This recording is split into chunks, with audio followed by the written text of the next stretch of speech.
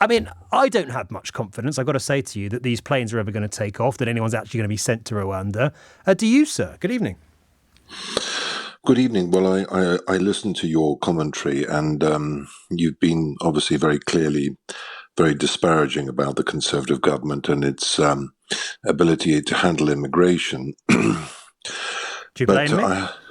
I do, because I don't think you've obviously been inside the House of Commons hearing the extraordinary debates that are taking place all the time at the moment amongst members of Parliament, debating this issue, testing each other, probing one another. We're coming under huge pressure from our constituents at the moment to resolve this issue.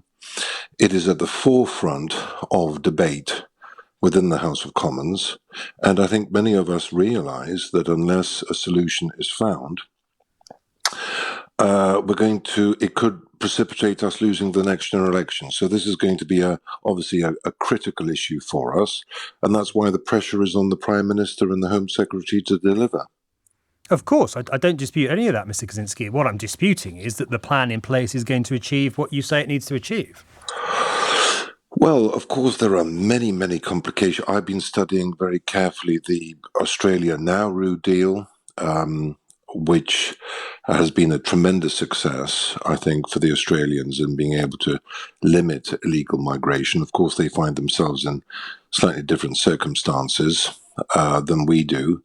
But the agreement that they've signed with Nauru, I think, is an interesting one. It certainly stopped or disincentivized criminal gangs in targeting Australia. So I think we can learn a lot from the Australians. My only concern about Rwanda is, and I support the government in attempting to deport people who have come to this country illegally, to send a message to the criminal gangs that this will not be tolerated in the English Channel.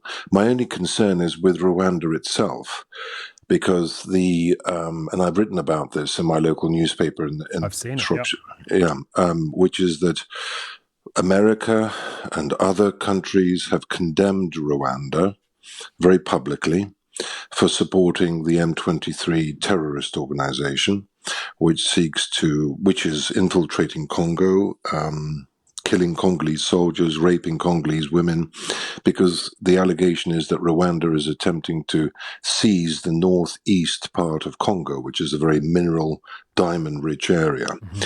The Americans have condemned Rwanda, as have other European countries, but because we have this extraordinarily close relationship with Kigali, which has been built up over the last few decades, I'm a little bit concerned that we may be turning a blind eye to some of these allegations, which our major allies, like America, are certainly not, and challenging Rwanda over the conduct. Are you telling me, Mr. Kawczynski, that effectively your view is that sending people to Rwanda is, specifically that country, is inappropriate, given what you're saying? It sounds like a fairly strange place to send some pretty vulnerable people. Well, it certainly wouldn't be number one on my list. And, I think Lee Anderson, the deputy chairman of the Conservative Party, has suggested that these illegal migrants are sent to an island, off the coast of Scotland. I have talked about the need for us to assess all 16 British overseas territories. I mean, we say there are 16 overseas territories, that's right, but those 16 overseas territories, amongst them, consist hundreds of different islands. We haven't really been given an option in Parliament to assess these alternatives. We've just been given a take it or leave it Rwanda deal. So I'm a little bit concerned that the government are putting all of their eggs in one basket. If there was to be some sort of internecine warfare between Rwanda and Congo, I don't know what impact that would have on our policy. I certainly hope, and I said this to Suella Braverman at the last 1922 committee before the summer recess, I said, you're not going to get this deal through in its current shape with our courts.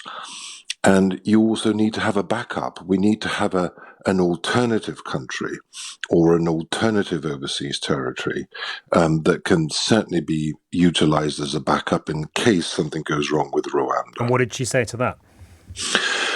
Well, I think at the time, we're not meant to divulge internal discussions that we have in the 1922 committee, and I certainly. Sorry? You just told me. What was that, sorry? You just told me what you said at the 1922 committee. Well, I said that to her, but that's a point that I, have made quite openly, quite publicly. What her response was, that's meant to stay within the 1922. We have those sort of rules. I'm sure you can understand. My initial question was, how much confidence do you have, Mr. Kawczynski, that any flights are going to take off to Rwanda with any asylum seekers on them this side of the next general election? Well, I mean, having been, having listened to my party members in Shrewsbury, having attended many recent events in the constituency, this is an issue which is really getting people riled. I think, and I speak as an immigrant to this country myself. Yeah. We came to this country in 1978, and the warmth and welcome and kindness and opportunities that one experienced as a migrant coming to this country is extraordinary. I appreciate it. It's a big issue. People are very tolerant, but they want migration to be legal. They want migration to be legal. £140 million of their money has been spent on a scheme that has absolutely nothing to show for it. Will that change before the next general election? Well, I sincerely hope so. Do you believe it will? Are you confident that it will?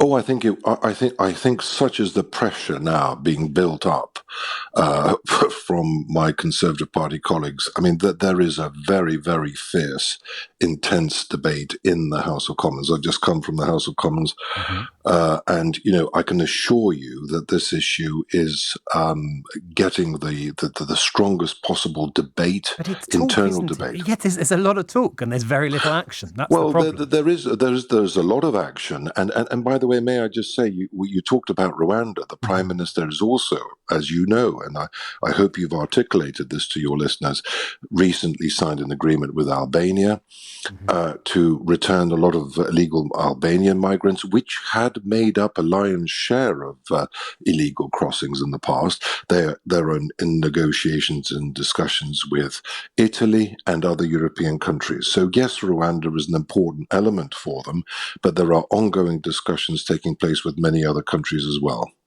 Just finally, Mr. Kawczynski, I put it to you. You promised to cut migration to the tens of thousands. It's well over 500,000. You have allowed the asylum seeker backlog to spiral, so we're spending £8 million a day on hotels. You'd stop the boats. Our boats clearly haven't been stopped. The Rwanda scheme is going absolutely nowhere, it seems. Your party's record on immigration currently, after 13 years, is diabolical, isn't it?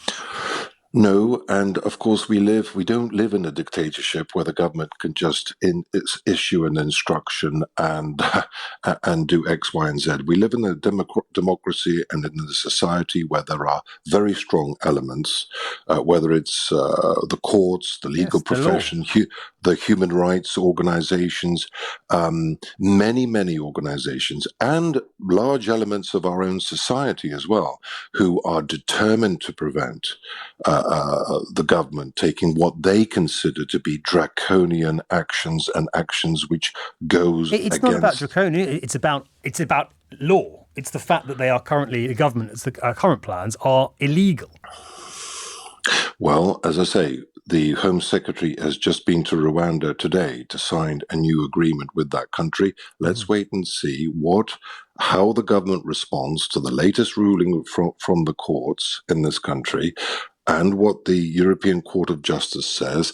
We have potentially 12 months before the next general election. The announcement yesterday, by the way, to reduce legal migration by up to 300,000, I think is a very welcome step. Some of the practical measures that the Home Secretary has announced, I think are absolutely essential and will hopefully force some British entities and organizations who have taken the easy option of hiring foreign workers to focus on training and hiring indigenous British workers. Let me put it slightly differently. After the record of the last few years, the last 13 years indeed, why should my listeners have any faith that your party knows what it's doing when it comes to immigration? Oh, I think when the next general election comes, the big differences between my party and the Labour Party will become very, very evident What and clear promises to on the electorate. immigration have the Tories delivered on in the last few years? Well, the Conservative Party, the Conservative government is doing everything conceivable to try to take on board the strong feelings of the electorate But on this issue, sorry, and they are working. And they are. I'm sorry. Specifically, which promises have been fulfilled? Well, the promise to reduce it to the tens of thousands or the hundreds of thousands is obviously not being fulfilled. Mm-hmm. And that is why we are struggling in the opinion polls at the moment. Mm-hmm. We have potentially 12 months to convince the British people that despite all the setbacks, mm-hmm. despite all the difficulties, and by the way, this is a new phenomenon. I know that you're expressing a lot of anger and frustration, somewhat hostility perhaps to the government. But this is a new phenomenon where we have these criminal gangs targeting smuggling of illegal migrants across the English Channel. I would argue that the French authorities have not been as helpful as one would hope from a neighbour. It's been going on for decades, Mr. Kawczynski. It was lorries and now it's boats. It's not a new phenomenon. This is not an easy, you click your finger and solve it solution. And I think a lot of your listeners will know how complex and difficult it is to sort this out. And the most important thing is this a situation peculiar to the United Kingdom? No. We have seen across the whole of Europe governments struggling to manage to deal with these criminal gangs. This is something that's happening in Spain, Italy, France, Germany, and many other countries. But we are determined to take these criminal gangs on. I have every confidence in the government. I understand a solution will be found before the general election. I'll just try once more. Is there a promise that the Conservatives have made on immigration that has been met and fulfilled? Well, which promise are you referring to? Because the main promise, of course, is to reduce numbers. And if that is the promise that you are alluding to, which is the promises that we've made to reduce immigration, then no, we have failed on that so far.